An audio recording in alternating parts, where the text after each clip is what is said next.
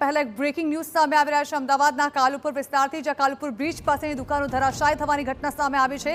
7થી વધુ જર્જરિત દુકાનો અહીં જમીનદોસ્ત થઈ ગઈ છે। દુકાનો ધરાશાયી થતા ભારે ટ્રાફિક જામ પણ સર્જાયો છે। બ્રિજની પાછળ રેલવેનું કામ ચાલી રહ્યું હતું, જો કે સદનસીબે દુર્ઘટનામાં કોઈ જાનહાનિ નથી થઈ। આ અંગે વધુ માહિતી સંવાદદાતા હરીન માત્રાવાળી આપી રહ્યા છે। હરીન, સૌથી પહેલા તો એ જાણવા માંગીશું કે આખરે આ દુકાનો ધરાશાયી થઈ કઈ રીતે?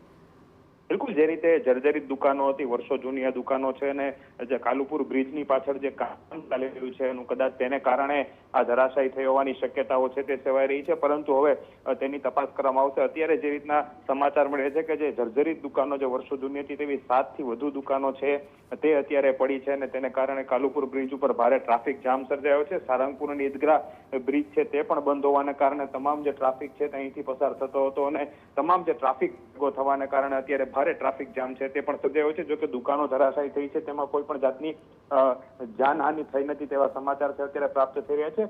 ફાયર બ્રિગેડની 2 જેટલી ગાડીઓ છે તે પણ ત્યાં પહોંચી છે ને જે આગળની કાર્યવાહી છે તે શરૂ કરી છે। જી બિલકુલ હરીન, આભાર। તો 7 જેટલી દુકાનો જર્જરિત હાલતમાં હતી જે એકાએક ધરાશાયી થઈ ગઈ અને જર્જરિત દુકાનો ધરાશાયી થતાની સાથે જે લગભગ પીક આવર્સમાં જે ટ્રાફિક હોય છે જે અહીંથી પસાર થઈ રહ્યો હતો, અહીં ખૂબ જ લાંબો ટ્રાફિક જામ પણ સર્જાઈ ગયો છે।